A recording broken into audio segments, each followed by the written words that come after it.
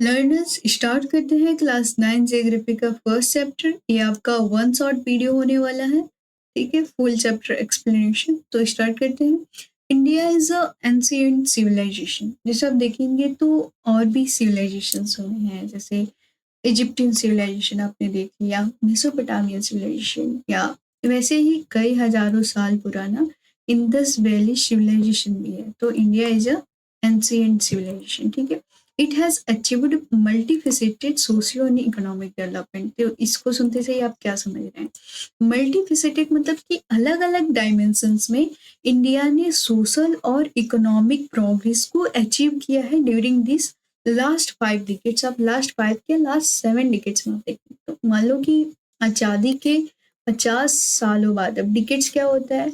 1 decade is equal to 10 years. तो आज़ादी के 50 सालों बाद जो है उसके अंदर तक इंडिया ने अलग अलग डायमेंशन में सोशल और इकोनॉमिक प्रोग्रेस को अचीव किया। सोशल मतलब जैसे आप देखेंगे तो लोगों की स्टैंडर्ड ऑफ लिविंग बदल गई है। रहने सहने का तरीका पहले कुछ और होता था, अब कुछ और है।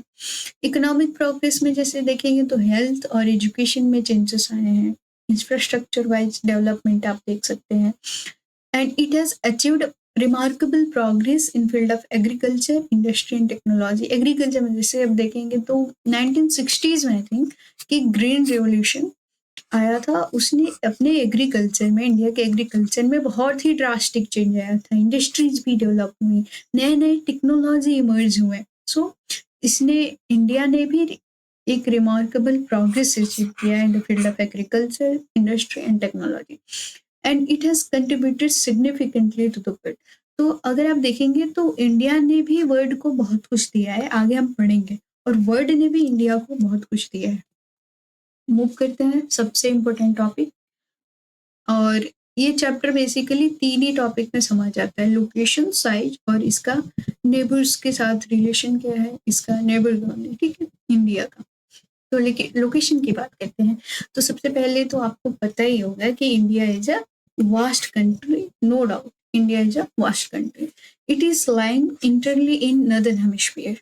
तो अब नदर्न हेमिस्फीयर से क्या मतलब, जैसे अगर ये मान लो ये वर्ड है, तुम्हारा वर्ड है, ठीक है, ये वर्ड है, दिस इज वर्ड। ये जो यहाँ पे समझ लेते हैं कि ये वर्ड है हमारा। ठीक है, यहाँ से इक्वेटर जाता है।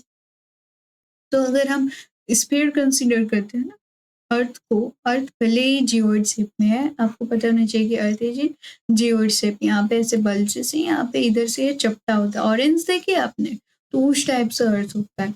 बट हम उसको अपने कन्वीनियंस के लिए इसको हम एक स्फीयर कंसीडर करते हैं। तो इक्वेटर जो है अपने, जैसे वर्ड को आप देखेंगे तो 2 इक्वल पार्ट्स में अर्थ को डिवाइड करता है। ठीक है, डिवाइड करता है। तो ऊपर वाले पार्ट को हम नदर्न हेमिस्फीयर बोलते हैं। ये हेमिस्फीयर तो हो गया ना, आप देखिए ये हेमिस्फीयर तो हो गया ना, इसको सदर्न हेमिस्फीयर बोलते हैं। ठीक है, तो इंडिया नदर्न हेमिस्फीयर में लाई करता है। देखिए यहाँ पे अगर इक्वेटर है, यहाँ पे ये वर्ड है, ठीक है, यहाँ पे अगर ये इक्वेटर है तो इंडिया नदर्न हेमिस्फीयर में लाई करता है। देखिए यहाँ पे ये रहा वर्ड, इंडिया कहाँ पे लाई करता है? इंडिया इधर पे, इधर पे इंडिया लाई करता है। ठीक है, इधर पे इंडिया लाई करता है। India lies in northern hemisphere, आप देख सकते हैं। ठीक है, और the main land extend between latitude अगर आप देखेंगे that is 8 degree 4 minute north and 37 degree 6 minute north. This is basically ऐसे ऐसे लिखते हैं बेसिकली 8 डिग्री 4 मिनट नॉर्थ। अब ये डिग्री क्या है, मिनट क्या है? तो जैसे देखो मिनट क्या है कि जैसे अभी ये 2 लैटिट्यूड्स हैं, ये 2 लैटिट्यूड्स है ना, तो इन दोनों के बीच में मेजर करने के जो छोटे पॉइंटर्स होते हैं ना, उनको हम मिनट्स बोल देते हैं। ठीक है, उनको मिनट्स बोल देते हैं। 8 डिग्री 4 मिनट नॉर्थ। तो डिग्री क्या, जैसे देखो अगर ये इक्वेटर है तो 0 डिग्री हो गया। तो इधर से आप ऊपर जाते जाओगे तो 1 डिग्री 2 डिग्री 3 डिग्री, और इसी के बीच में जो छोटे पॉइंटर्स हैं मेजर करने को, उसको हम मिनट्स बोल दे रहे हैं। समझ पा रहे हैं आप? तो इसलिए हम अब इंडिया का लोकेशन में हम पढ़ रहे थे कि 8 डिग्री 4 मिनट नॉर्थ है और फिर 37 डिग्री 6 मिनट नॉर्थ है। तो आप यहाँ पे देखिए, यहाँ पे आप समझिए कि 8 डिग्री 4 मिनट नॉर्थ और 37 डिग्री 6 मिनट नॉर्थ से क्या समझते हैं। जैसे देखो यहाँ पे हमने इसको बोला कि ये है 8 डिग्री। आई थिंक ये विजिबल नहीं है आपको, सो आई होप कि ये विजिबल होगा। जैसे आप यहाँ पे देखिए कि 8 डिग्री, यहाँ पे 8 डिग्री 4 मिनट नॉर्थ। अब इसको सुनते से आप क्या समझते हैं कि ये हमारा सदर्न मोस्ट जो है लेटिट्यूडनल एक्सटेंट है, सदर्न मोस्ट। तो वर्ल्ड के कंटेक्स्ट में तो आप देख रहे हो कि India lies in northern hemisphere, okay, and this is southern hemisphere. तो नदर्न हेमिस्फीयर में चूंकि इंडिया लाई करता है ना, तो इसीलिए ये सदर्न इंडिया के कंटेक्स्ट में सदर्न मोस्ट पॉइंट होते हुए भी वर्ल्ड के कंटेक्स्ट अगर आप देखेंगे तो ये 8 डिग्री 4 मिनट नॉर्थ। आपसे पूछा जाए कि इंडिया का सदर्न मोस्ट लेटिट्यूडनल एक्सटेंट क्या है, तो that is 8 degree 4 minute north आप बताएंगे। ठीक है, 8 डिग्री 4 मिनट नॉर्थ ही आप बताएंगे।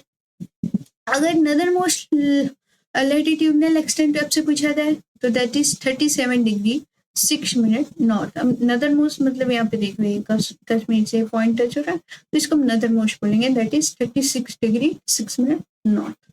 ठीक है, लॉन्गिट्यूड्स, तो लॉन्गिट्यूड्स लेटिट्यूड्स, आप सबसे पहले तो आप यही समझो कि लेटिट्यूड क्या होते हैं। ये जो लेटी हुई लाइन्स है ना, इसको हम लेटिट्यूड बोलते हैं बच्चे। लेटी हुई लाइन्स को हम लेटिट्यूड बोल देते हैं। अब जैसे लेटी हुई लाइन इन द सेंस कि हॉरिजॉन्टल लाइन जो पास हो रही है ना, ऐसे ये इमेजिनरी लाइन है, आप ध्यान रखना। लॉन्गिट्यूड लेटिट्यूड है इमेजिनरी लाइन, आप इसको ढूंढने नहीं चले जाना, आप नहीं मिलेगी, आपको ढूंढते रह जाओगे, नहीं मिलेगी। ठीक है, ये जो हॉरिजॉन्टल लाइन है ना, इसको हम लेटिट्यूड बोलते हैं। जो वर्टिकल लाइन है इसको हम लॉन्गिट्यूड बोलते हैं।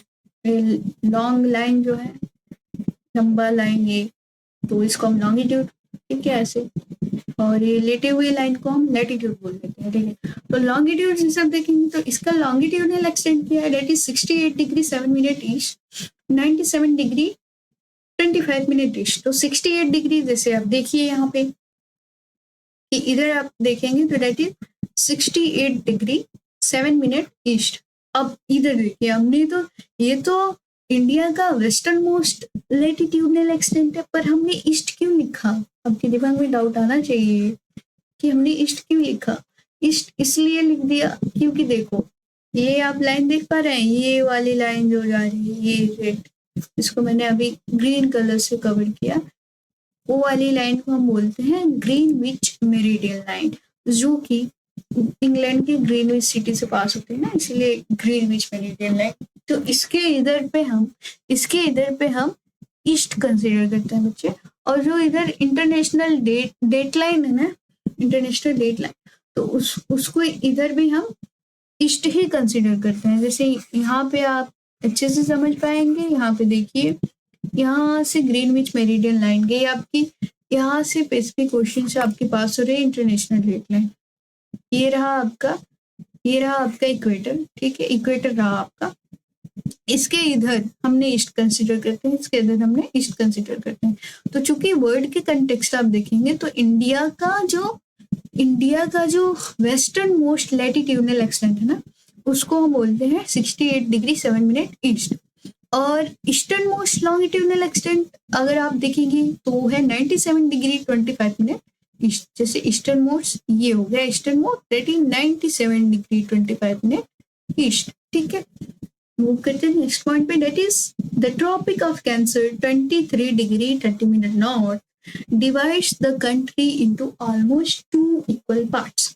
तो आप इसको जरूर से ध्यान रखेंगे कि जो ट्रॉपिक ऑफ कैंसर है वो अपने इंडिया को ऑलमोस्ट 2 इक्वल पार्ट्स में डिवाइड करता है। कैसे देखो, और ये ट्रॉपिक ऑफ कैंसर को, जैसे ये भी तो लैटिट्यूड है ना, Tropic of Cancer 23 degree 30 minute north, ये लैटिट्यूड है, इसी लैटिट्यूड। ओके, ये मान लो इक्वेटर है, सॉरी ये इक्वेटर है। अगर तो यहाँ से टॉपिक ऑफ कैंसर पास होता है, जो इंडिया को ऑलमोस्ट 2 इक्वल पार्ट्स में डिवाइड करता है। ठीक है, इंडिया को 2 इक्वल पार्ट्स में डिवाइड करता है। क्वेश्चन आता है कि कौन कौन से स्टेट से, इंडिया के कौन कौन से स्टेट से ट्रॉपिक ऑफ कैंसर पास होता है, आप इसको ध्यान रखेंगे। ठीक है, आप ध्यान रखेंगे, राजस्थान, गुजरात हो गया, मध्य प्रदेश, छत्तीसगढ़ हो गया, ठीक है, त्रिपुरा हो गया, मिजोरम हो गया, झारखंड हो गया, ठीक है। तो इधर से जो है ट्रॉपिक ऑफ कैंसर पास होता है। कमेंट सेक्शन में मुझे बताएंगे कौन कौन से स्टेट से ट्रॉपिक ऑफ कैंसर पास होता है, इंडिया के कौन कौन से स्टेट से।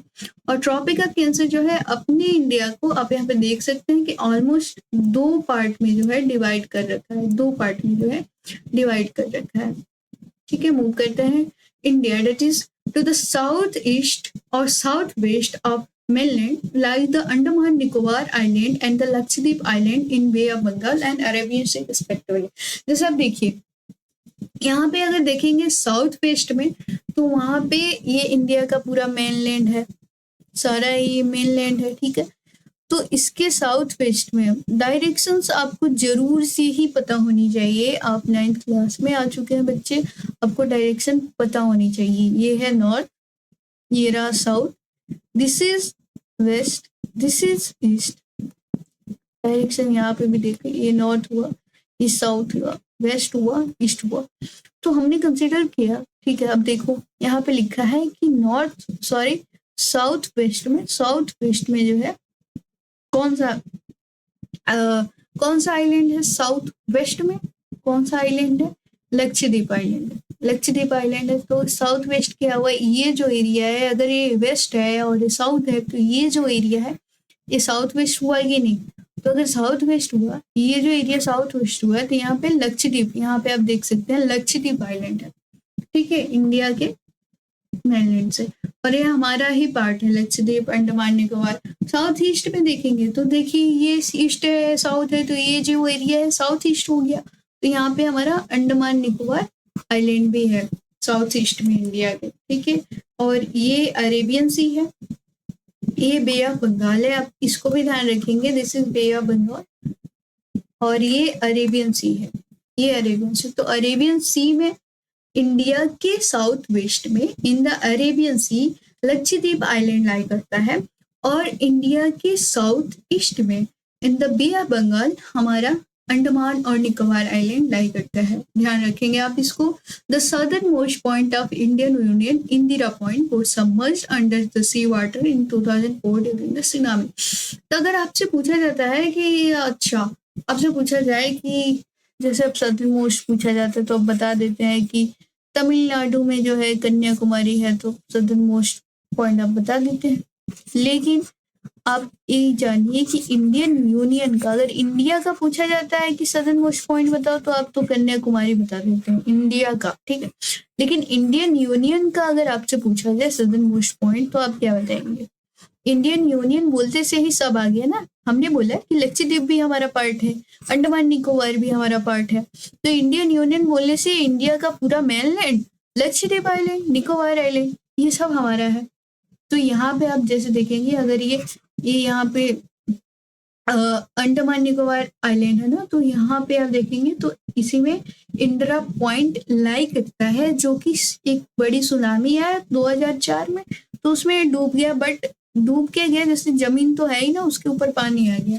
तो अगर आपसे पूछा जाए कि इंडियन यूनियन का, इंडियन यूनियन मतलब सब आ जाता है, ठीक है। तो इंडियन यूनियन का सदर्न मोस्ट पॉइंट क्या है? That is Indira Point. अब ध्यान रखेंगे इसे, ठीक है। Moving to the next, that is India side. India side में आप देखेंगे कि इंडिया का जो पूरा लैंड मास है, जैसे ये देखो, ये सारा लैंड मास कितना है, कितना है इंडिया का land mass? That is 3.28 million square kilometre. आप इसको ध्यान रखेंगे। इंडिया का टोटल जो शेयर है वर्ल्ड में, जैसे मान लो ये वर्ल्ड है, तो इंडिया का जो टोटल जियोग्राफिकल शेयर, जियोग्राफिकल मतलब कि ये कि इसका लैंड मास कितना है इंडिया। तो वर्ल्ड में बहुत सारी कंट्री है, तो उन कंट्री में मान लो ये पूरा 100% है ना, 100% है, तो इसका 2.4% इंडिया का जियोग्राफिकल एरिया जो है शेयर करता है वर्ल्ड में, ठीक है। Total geographical area of the world 2.4%। India is 7th largest country in the world. तो 7th लार्जेस्ट कंट्री इंडिया है, तो उससे पहले 6 और देश भी आते होंगे। तो कौन कौन से और 6 देश हैं? जैसे आप देखेंगे तो रशिया हो गया, कनाडा हो गया, यूएसए हो गया, फिर चाइना हो गया, ब्राजील हो गया, ठीक है, और ऑस्ट्रेलिया हो गया। उसके बाद जो है अपना इंडिया आता है, उसके बाद जो है इंडिया आता है। तो आप इसको ध्यान रखेंगे जरूर से कि इंडिया के पहले कौन से ऐसे 6 देश हैं जो जिनका जियोग्राफिकल एरिया बड़ा है, ठीक है। आप जरूर से ध्यान रखेंगे, ये एग्जाम में आता है, ठीक है। India has land boundary of 15,200 kilometre. तो इंडिया का लैंड बाउंड्री कितना है? 15,200 किलोमीटर। आपको सब क्लास में ही याद हो जाएगा, यहीं पे याद हो जाएगा, आप सुन सुन के याद कर लेंगे। देखिए 15,200 किलोमीटर इंडिया का पूरा लैंड बाउंड्री आप देख पा रहे होंगे। ये लैंड बाउंड्री इंडिया का यहाँ से शुरू होके ये लैंड बाउंड्री 15,200 किलोमीटर का लैंड बाउंड्री है अपना यहाँ से। इसके बाद फिर सारा कोस्ट आ जाता है। तो लैंड बाउंड्री कितना है? 15,200 किलोमीटर्स, ठीक है। और the total length of coast line of main land including Andaman Nicobar and Lakshadweep is 7,516.6 kilometre. अब कोस्ट लाइन देखिए, ये यहाँ से ऐसे, I need to change the colour क्योंकि आपको विजिबल नहीं होगा। तो हमने क्या पढ़ा कि कोस्ट लाइन का एक्सटेंट कितना है इंडिया का? कोस्ट लाइन का एक्सटेंट आप मुझे बताएंगे कितना है including Andaman and Nicobar, that is 7,516.6 kilometre. ये आप देख पा रहे होंगे, ये कोस्ट लाइन है इंडिया का, ये सब कोस्ट लाइन, ठीक है। इसमें अंडमान निकोबार का भी कोस्ट, ये भी तो जमीन है ना, तो इसका भी कोस्ट लाइन होगा। अंडमान निकोबार हो गया, लक्षद्वीप आप यहाँ पे देख पा रहे होंगे। इन सबको इंक्लूड करके इंडिया का कोस्ट लाइन कितना है? 7,516.6 किलोमीटर। आप इसको ध्यान रखेंगे जरूर से, ठीक है। यहाँ पे देखिए इंडिया, इसके जियोग्राफी और इसका लोकेशन, ये बहुत ही इम्पेक्ट करता है। जैसे इंडिया की सिक्योरिटी में हर चीजों में जो है बहुत ही ज्यादा इम्पेक्ट करता है। आप यहाँ पे ये भी देख सकते हैं, यहाँ पे आप रिकॉल कर पाएंगे कि इंडिया का जो इक्वेटर है दैट इज 0 डिग्री, ठीक है। अभी हमने पढ़ा था कि ट्रॉपिक ऑफ कैंसर जो है पास होता है, जो इंडिया को ऑलमोस्ट 2 इक्वल पार्ट्स में डिवाइड करता है, ठीक है। अब यहाँ पे आप देखिए कि India is bounded by the young fold mountains in the north west, north and north east. तो यहाँ पे जैसे आप देखेंगे ना, यंग फॉल्ट माउंटेन्स है यहाँ पे नॉर्थ वेस्ट में, ठीक है, नॉर्थ वेस्ट में, नॉर्थ साउथ में, नॉर्थ ईस्ट में। अब यहाँ पे ये यहाँ तक पूरा माउंटेन ही माउंटेन है, ठीक है। तो ये सिक्योरिटी प्रोवाइड करता है, that is young fault mountain. South of 22 degree north latitude it begin to taper and extend towards the Indian Ocean, dividing it माने इंडियन ओशियन को into two seas, that is Arabian Sea on the west and the Bay of Bengal on the east। इसका मतलब क्या है कि एक latitude है ना, हमने अभी पढ़ा था कि Tropic of Cancer divides our India into almost 2 equal parts, ठीक है, 2 इक्वल पार्ट्स। तो ट्रॉपिक ऑफ कैंसर का आपने लेटीट्यूड क्या था? That is 23 degree 30 minute east आपने पढ़ा था, ठीक है, ईस्ट आपने पढ़ा था। 22 डिग्री 30 मिनट ईस्ट आपने पढ़ा था ना।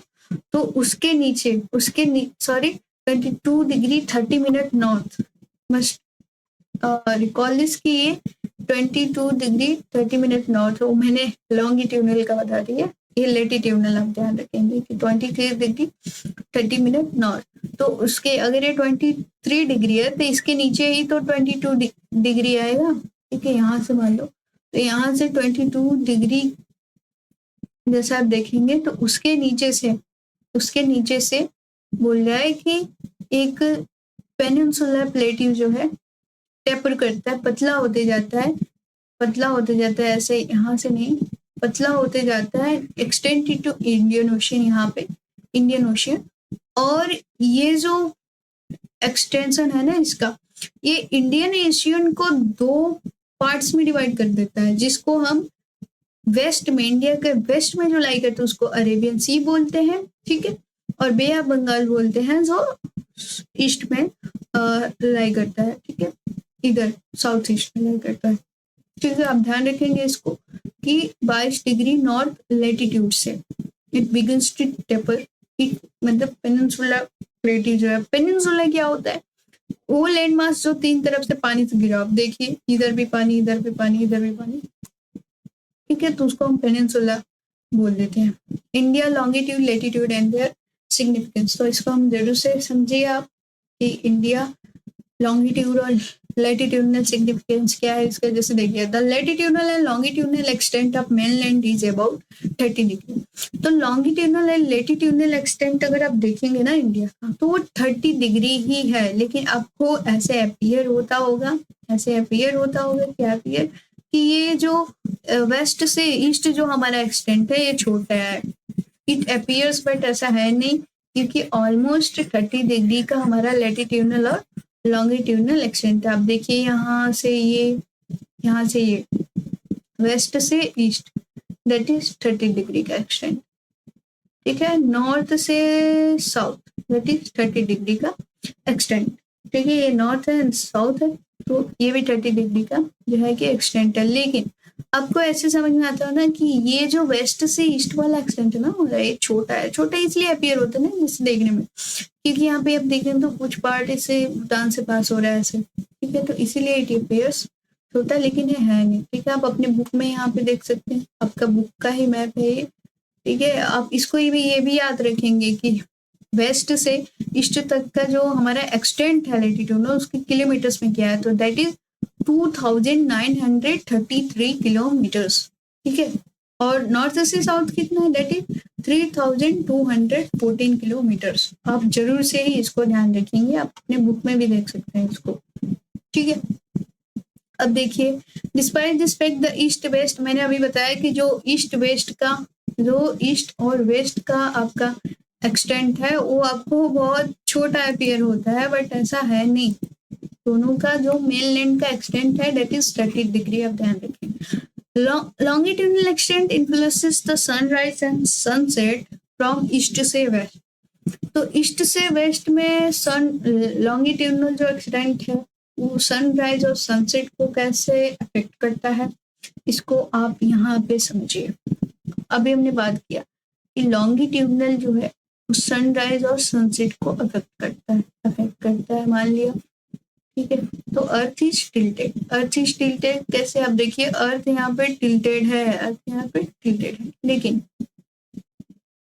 अर्थ यहाँ पे टिल्टेड है, ठीक है, और अर्थ अपने एक्सिस पे रोटेट भी करता रहता है। तो सनराइज और सनसेट कैसे अफेक्ट होता है, आप देखिए यहाँ पे ये लॉन्गिट्यूड है ना, ये अर्थ रोटेट करता है, तो ये लॉन्गिट्यूड पे सनराइज आ रही है मान लीजिए, इस लॉन्गिट्यूड पे सनराइज आने तक ये लॉन्गिट्यूड अगर उधर रोटेट कर रहा है ना, रोटेट कर रहा है, तो उधर मूव होते से ही ये लॉन्गिट्यूड को इस पोजीशन में आने पे the same amount of solar insolation पाने में 4 मिनट का टाइम लगता है, 4 मिनट का। तो अगर 4 मिनट का टाइम गैप है दोनों लॉन्गिट्यूड के बीच में, अगर सनलाइट आ रहा है और 4 मिनट का टाइम गैप है, तो सनराइज और सनसेट को अफेक्ट करेगा ही करेगा।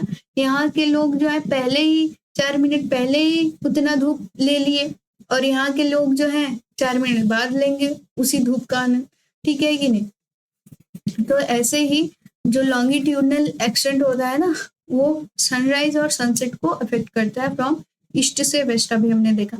लैटिट्यूडनल एक्सटेंट जैसे देखेंगे influence the duration of day and night as one move from south to north. तो लैटिट्यूडनल एक्सटेंट देखिए, यहाँ पे देखो इक्वेटर है, ठीक है, ये लैटिट्यूड्स हैं और भी लैटिट्यूड्स हैं। तब देखो इस चूंकि अर्थ टिल्टेड है ना, तो यहाँ पे देखिए साउथ पोल पे, यहाँ से देखो नाइट हेमिस्फीयर लिखा ना, तो साउथ पोल पे अभी सनलाइट आ ही नहीं रहा है, तो ये नाइट हो गया ना, यहाँ पे रात होगी जब सनलाइट आ ही नहीं रही है, और यहाँ पे नॉर्थ पोल पे पड़ रहा है, और कोई फिर ऐसा पोजीशन आएगा कि फिर साउथ पोल पे पड़ेगा, नॉर्थ पोल पे पड़ेगा ही नहीं। तो इसीलिए ये जो लैटिट्यूडनल एक्सटेंट है इस लैटिट्यूड पे जा रहा है, सनलाइट। तो जो है कि latitudinal extent duration of day और नाइट को अफेक्ट करता है। जैसे जैसे आप नॉर्थ से साउथ जाएंगे, जैसे मान लो ये नॉर्थ है, ठीक है, इस सदर्न हेमिस्फीयर के नॉर्थ है, तो हम मान लो नॉर्थ से इधर साउथ आते जा रहे हैं, नॉर्थ से साउथ, तो यहाँ पे आप रात देख रहे हो कि नहीं, यहाँ पे दिन देख रहे हो, सनलाइट पड़ रही है, दिन है बकायदा, लेकिन यहाँ पे रात है। तो as one move from south to north, तो लैटिट्यूडनल एक्सटेंट जो है क्या करती है, latitudinal extent keep sun affecting the affecting the day and night as one move from south to north. Longitudinal extent, that is from Gujarat to Arunachal Pradesh, there is a time lag of 2 hours. अब गुजरात से अरुणाचल प्रदेश, अब ये क्या फंडा है, इधर देखो कि गुजरात से अरुणाचल प्रदेश में 2 घंटे का टाइम लैग है। Hence the time along the, इसको हम अभी समझ लेते हैं इस लाइन को, उसके बाद में आपको ये समझाती हूँ। ये देखिए यहाँ पे ये हमारा इक्वेटर है, ये हमारा इक्वेटर है।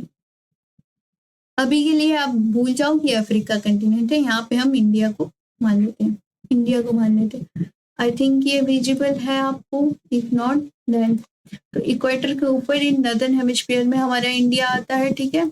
अब इसको ध्यान रखेंगे, नदर्न हेमिस्फीयर में हमारा प्यारा प्यारा भारत आता है यहाँ पे, ठीक है, इक्वेटर से ऊपर, ठीक है। तो ये बोल रहा है कि जो ये हमारे लॉन्गिट्यूड्स हो गए, ये longitudes, these are the longitudes. बोल रहा है कि अरुणाचल प्रदेश और गुजरात के बीच में ना 2 घंटे का टाइम लगेगा, 2 घंटे का। कैसे? यहाँ पे अरुणाचल प्रदेश में चूंकि अर्थ रोटेट भी करता है, और टिल्टेड भी है, तो अरुणाचल प्रदेश में सबसे पहले सनरेज जाती है।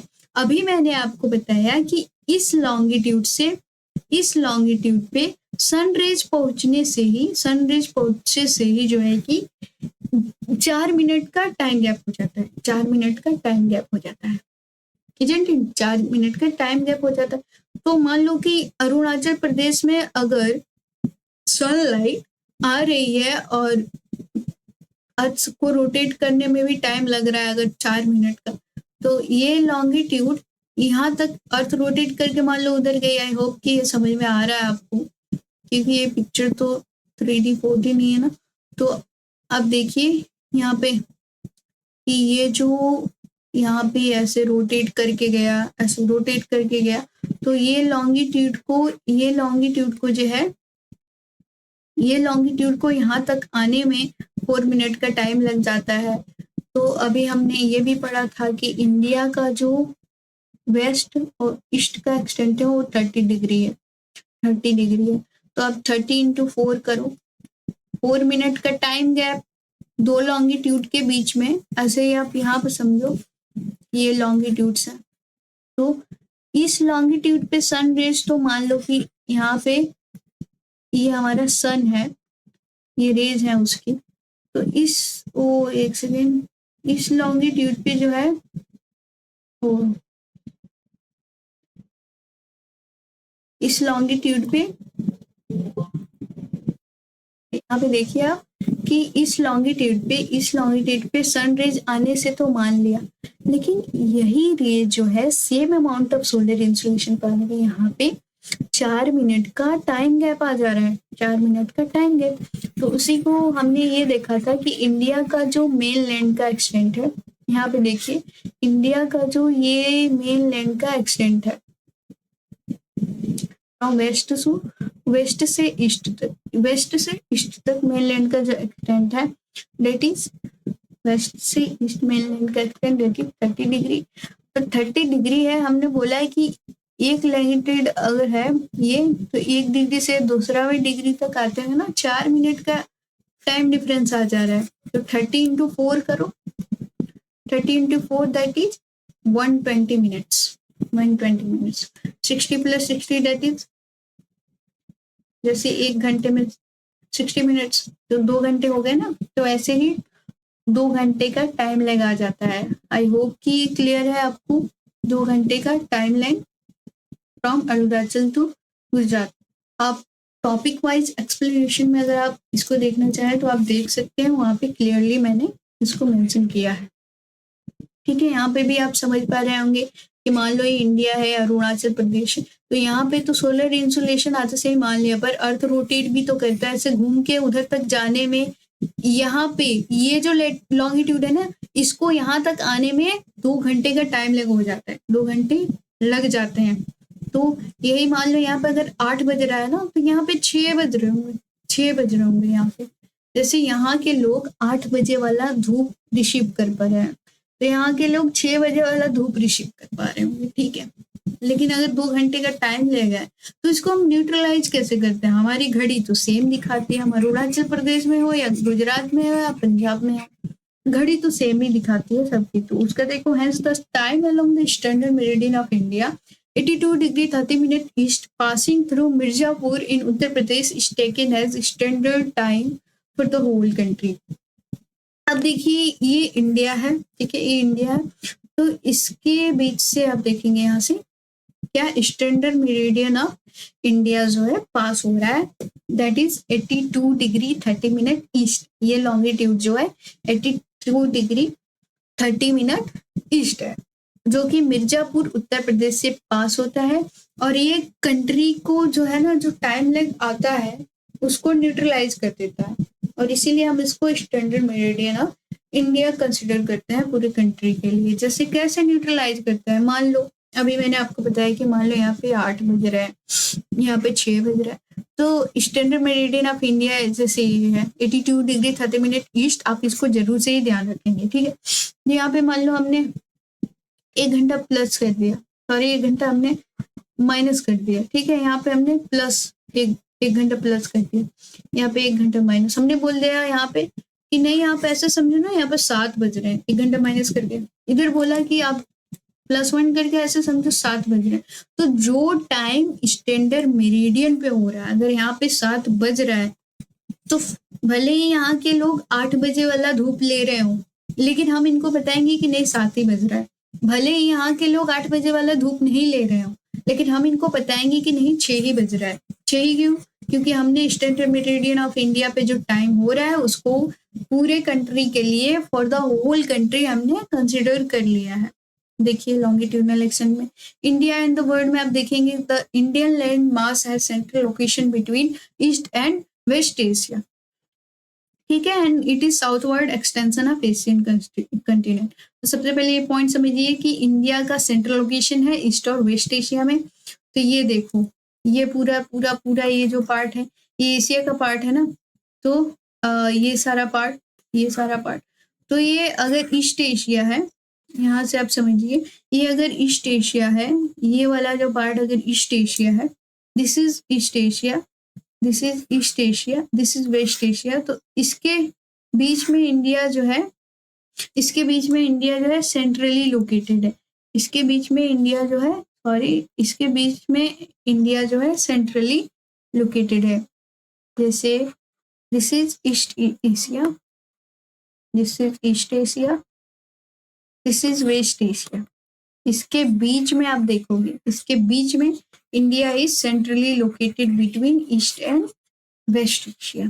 ये ईस्ट एशिया, ये west Asia, India is centrally located between east and west Asia, ठीक है। अब गोजने पे नहीं जाओ, ठीक है। Southward extension of Asian continent, तो इससे आप क्या समझते हैं कि मान लो ये सारा, मान लो क्या है, ये पूरा एशिया कंटिनेंट, आप यहाँ पे देख पा रहे हो ये पूरा एशिया कंटिनेंट है। अगर तो इंडिया इसका यहाँ तक, मान लो यहाँ तक, तो इंडिया आप देख पा रहे हैं, अगर यहाँ तक ये पूरा एशियन कंटिनेंट है ना ये, तो इंडिया इसका साउथवर्ड, ये पूरा आप देखो ये सब, तो इंडिया इसका साउथवर्ड एक्सटेंशन है, साउथवर्ड सब देखोगे तो साउथ की तरफ एक्सटेंड किया हुआ है, वही पेनिनसुला प्लेट जो मैंने आपको बताया था, विच taper into the Indian Ocean and divides Indian Ocean into Arabian Sea and Bay of Bengal। तो वैसे ही इंडिया साउथवर्ड एक्सटेंशन है पूरे एशिया कंटिनेंट का। तो साउथवर्ड एक्सटेंशन अगर है तो इसका लंबा कोस्ट लाइन भी तो होगा ना, तो जिसका जितना लंबा कोस्ट लाइन उसको उतने फायदे भी होते हैं। जैसे देखो कैसे फायदे, ये ट्रेड कर पाता है। इससे आपका एक क्वेश्चन भी आता है एग्जाम में कि जैसे आप डिस्क्राइब की जस्टिफाई करिए कि कैसे इंडियन ओशियन का नाम इंडिया के बेसिस पे पड़ा, justify why Indian Ocean is named after India, okay. और strategic central location of India पे भी आपका क्वेश्चन आ जाता है, कि उसको देखिए, the trans Indian ocean routes which connect the countries of Europe in the west and the countries of east Asia. तो जो ट्रांस इंडियन ओशियन रूट्स है ना, तो ये जो रूट्स आप देख पा रहे हो, ये जो रूट्स हैं, तो ये ट्रांस इंडियन ओशियन रूट्स हैं, ये पूरे वर्ल्ड को कनेक्ट करते हैं भाई। इधर देखो, इधर अफ्रीका है, ठीक है, इधर से हमने चेन्नई पोर्ट से हमने ऑस्ट्रेलिया चले जाना है, यहाँ पे ऑस्ट्रेलिया हम चले गए पानी के रास्ते से। इधर जो है हम चले जाते हैं यहाँ से, इस स्विच कैनाल के थ्रू हम चले जा रहे हैं, यूरोप से भी हम कनेक्ट कर पा रहे हैं, आप यूरोप से भी हम कनेक्ट कर पा रहे हैं, ठीक है, यूरोप से ही हम कनेक्ट कर पा रहे हैं, ठीक है, आप देख सकते हैं हम यूरोप से भी कनेक्ट कर पा रहे हैं। मतलब ट्रांस इंडियन ओशियन रूट्स है ना, पूरे कनेक्ट करती है पूरे कंट्रीज को, Europe in the west, okay, countries of east Asia भी आपने देखा, म्यांमार से भी, हर चीज है। The Deccan peninsula protrude into Indian ocean, thus helping India to establish close contact with West Asia, Africa, Europe, and western coast with Southeast Asia. Okay, Southwest and East Asia from the eastern coast. तो जो Deccan peninsula अभी मैंने आपको बताया कि protrude into ocean, Indian ocean, ये protrude करता है यहाँ पे। तो इससे हम क्या करते हैं कि और भी कंट्रीज से हम कनेक्ट कर पाते हैं, क्योंकि इंडिया का कोस्ट लाइन जो है बहुत लंबा है, तो हम पोर्ट्स बना करके थ्रू कनेक्ट कर पाते हैं, ठीक है।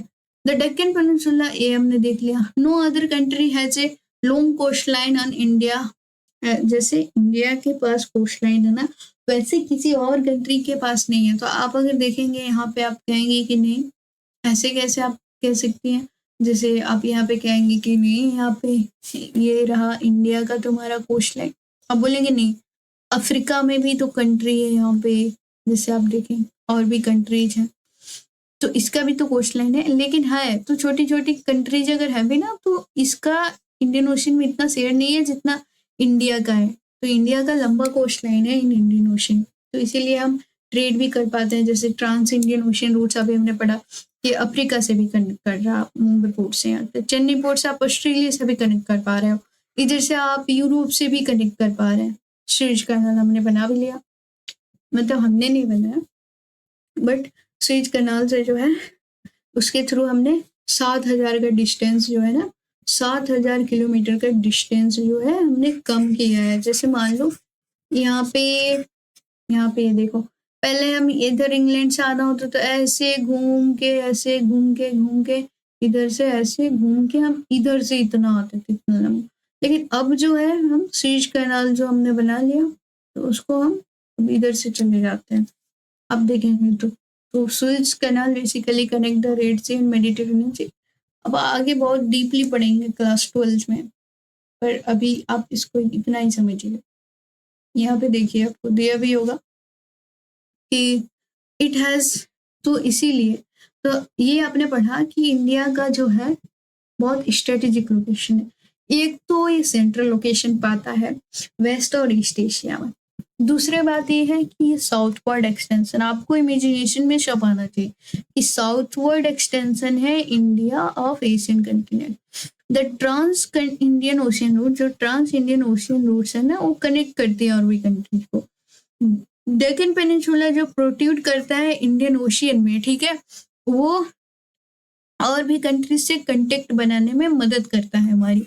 और जो भी कंट्रीज है ना, उसकी कोस्ट लाइन उतनी लंबी नहीं है, इन इंडियन ओशियन जितना इंडिया की है। तो इसीलिए therefore it is India's eminent position in the Indian ocean which justify the naming of Indian ocean after it. तो आपसे अगर क्वेश्चन पूछेगा एग्जाम में कि justify the naming of Indian ocean after India, तो आप इन सारे पॉइंट्स को जरूर से मेंशन करेंगे, ठीक है। Moving to the next, that is India contact with the world. India relationship with world through lands are much older than maritime countries. आप जैसे देखेंगे ना, तो आपसे 1498 में जो है, 1498 में वास्को द गामा आते हैं, पोर्टुगीज ट्रेवलर ही बात। बट ऐसा मानते हैं कि 1498 या 97 के पास ही जो है कि मेरी टाइम कंटेंट्स जैसे सी रूट से ट्रेवल करना वगैरह बना, ठीक है। तो सी रूट ये जो है ना, तो ये बहुत नया है, जोड़ ही लो 1498 से, ठीक है। लेकिन लैंड रूट के थ्रू जो कंटेक्ट है ना, वो हमारा बहुत ओल्ड है। लैंड रूट के थ्रू कंटेक्ट जो है बहुत ओल्डर है। जैसे लैंड से हम यहाँ से इधर कनेक्ट कर पाते हैं। अब यहाँ पे तो माउंटेन्स आप सोच रहे होंगे कैसे कनेक्ट करते हैं, तो देखो माउंटेन के बीच में जो पासेज होती है ना, ऐसा नहीं कि आप यहाँ पे चढ़ के गए उधर जाके उतरोगे, नहीं, पासेज से हम जा करके कनेक्ट कर पाते थे। ठीक है, अब ऐसे भी देखेंगे ना तो यहाँ पे जैसे नॉर्थ वेस्ट में हमने देखा माउंटेन्स है, तो पंजाब की साइड में इधर पे माउंटेन्स नहीं है, तो ज्यादातर इन्वेजन हमलावर जो हमला अफगानिस जो लोग हैं ना, तो इधर ही से आता है, क्योंकि उधर माउंटेन नहीं है ज्यादा, तो उधर से आने के चांसेस रहते हैं लोगों के। ठीक है, द वेरियस पासेस, तो आपने ये देख लिया कि मैरीटाइम कंटेक्ट बहुत ज्यादा पुराना नहीं है, तो समुद्र से जो कंटेक्ट हमने बनाया पोर्ट वगैरह चीजें बना करके, तो वो पुराना नहीं है, लेकिन लैंड रूट से कंटेक्ट जो है वो पुराना है। The various passes across the mountain on the north have provided passes to ancient travelers, while the ocean restricted such interaction for the long time. अभी मैंने आपको बताया कि आप माउंटेन के बीच से जो पासेज होती है ना, पासेज, ये हिमालय पासेज, तो इसके थ्रू ट्रेवल कर लिया करते थे। लेकिन ये जो ये बड़ा सा महासागर है, समुद्र महासागर आप देख पा रहे होंगे, तो ये इतना डरावना है कि कोई लहर आई तो आपको डुबा के ले चलेगी। ठीक है, जब तक प्रॉपर टेक्नोलॉजी अच्छी चीजें अच्छा नहीं है तो आप कैसे ट्रेवल कर पाएंगे, तो इसी वजह से ये रेस्ट्रिक्टेड, मतलब यहाँ पे ट्रेवल करना हो नहीं पाया था, रुका था, इंटरेक्शन नहीं हो पा रहा था with the help of oceans. These routes have contributed to the exchange of idea communities since the ancient time. चाहे लैंड रूट हो या सी रूट है, जैसे आप देखो, अगर एक इंडिविजुअल, यहाँ पे आप समझिए कि अगर ये इंडिविजुअल ये है, ये ए इंडिविजुअल है, ये बी इंडिविजुअल है, ये है यूएसए का, ठीक, ये है, ये भाई साहब है इंडिया के, ठीक है, इंडिया के हैं, ठीक है, तो ये अगर यूएसए गए यहाँ पे, इनसे इंटरेक्शन करेंगे ही करेंगे, तो ये इनको बताएंगे ना कि हमारे यहाँ रामायण चलती है, ठीक है, हम उपनिषद पढ़ते हैं, हम पंचतंत्र की कहानियां पढ़ते हैं हम, तो ये बताएंगे अपने कल्चर और वैल्यू, अपना दिमाग तो लेके ही जाएंगे ना, तो ये अपने आइडियाज को शेयर करेंगे, ये भी बताएंगे कि हमारे यहाँ क्या खाने में क्या खाया जाता है, उसको बनाते कैसे, तो ये भाई साहब इनसे इंटरेक्ट करके ये इनके कल्चर वैल्यू सब तो जान गए ना, ठीक है, ये भी इनको बताएंगे, तो इंटरेक्ट करके बी वाले भाई साहब का कल्चर वैल्यू ये वाले देखेंगे भी, जानेंगे भी, तो ऐसी चीजें हैं कि रूट्स के थ्रू ही तो हम जाते थे यूएस से या फिर कहीं भी, ठीक है, in the exchange of ideas, तो वो आइडियाज कम्युनिटीज, जैसे आप देखेंगे तो मसाले वगैरह, इन सब को आप आगे पढ़िए, the exchange of ideas community through this route, the ideas of Upanishad, अभी मैंने आपको बताया, ठीक है, आप इसको भी पढ़ेंगे, जैसे आप उपनिषद को आपको जरूर से ही पढ़ना चाहिए, अभी से पढ़ो, अभी से पढ़ो, क्या बचपन से ही पढ़नी चाहिए, ईसावास से उपनिषद आप देखेंगे, ठीक है, तो आप उपनिषद आपको पढ़नी चाहिए। अब आई विल सजेस्ट कि आचार्य प्रशांत की जो उपनिषद पे कमेंट्रीज है आप उसको जरूर से पढ़ें, एंड द रामायण भी आप पढ़ सकते हैं, पढ़नी चाहिए, द स्टोरीज ऑफ पंचतंत्र पढ़ना चाहिए, एज ए रूल्स और रेगुलेशंस नहीं है, it will help you, okay, it's not for me, अगर आप कोई चीज पढ़ते हैं तो आपके लिए ही मददगार होती है, ठीक है, स्टोरी ऑफ पंचतंत्र ये भी आपको पढ़नी चाहिए, इसमें एनिमल्स भी बोलते हैं, काफी अच्छा रहता है, द इंडियन न्यूमेरल्स, जैसे आप देखेंगे तो न्यूमेरल्स हो गया, decimal system, the decimal system जैसे मैथमेटिक्स की जो चीजें हैं, तो वो सारी चीजें मेजर करने की जो चीजें हैं, ये इंडिया ने कंट्रीब्यूट किया वर्ल्ड को, स्पेसिस, मसाले भी हमारे यहाँ से जाते थे, मसलिन एक 8 क्लास में आपने पढ़ा है, एक फैब्रिक होता है एक टाइप का, बहुत ही अच्छा, और भी अदर चीजें जो है इंडिया डिफरेंट कंट्री को देता रहा है, और देखेंगे तो ऐसा नहीं है कि हम बोल रहे हैं कि नहीं हमने ही तो वर्ल्ड को सब कुछ दिया है, नहीं ऐसा नहीं है, वर्ल्ड ने भी हमें बहुत कुछ दिया है, जैसे ग्रीक स्कल्पचर आप यहाँ पे देख सकते हैं, तो ये इंडिया ने लिया, आर्किटेक्चरल स्टाइल ऑफ डोम, जैसे आप देखेंगे तो डोम वगैरह जो ऐसे बनती है ना, वो स्टाइल भी हमने दूसरे से लिया, मिनरेट्स के इस्लामिक कल्चर से बेसिकली रिलेटेड होते हैं, from West Asia, this is Asia, okay, Asia can be seen in different parts of our country, आप देख सकते हैं Upanishad, okay, Greek sculpture and spices वगैरह। स्विच कैनल के बारे में बात कर लेते हैं, आपने अभी देखा भी कि ये देखो, ये हमने बताया था आपको 7,000 किलोमीटर का डिस्टेंस रिड्यूस करता है। मान लो हम पहले पहले जब स्यूज कैनाल नहीं था तब हमें ऐसे आते थे, ऐसे घूम करके इतना लंबा दूरी, पर स्यूज कैनाल बनते से हम यूरोप से ऐसे कनेक्ट कर पाते हैं, तो 7,000 किलोमीटर का डिस्टेंस कम नहीं होता, तो इतना डिस्टेंस रिड्यूस कर पाता है स्यूज कैनाल। ओके, आप जरूर से ध्यान रखेंगे, डेट काफी बार पूछा गया है कि 1869 में जो है स्यूज कैनाल ओपन हुआ। ठीक है, इंडिया से यूरोप का डिस्टेंस को 7,000 किलोमीटर से ये रिड्यूस कर देता है। और या फिर ऐसे तौर पे एक्स्ट्रा नॉलेज के लिए आप ये ध्यान रखो कि मेडिटेरेनियन सी और रेड सी को स्यूज कैनाल कनेक्ट करता है।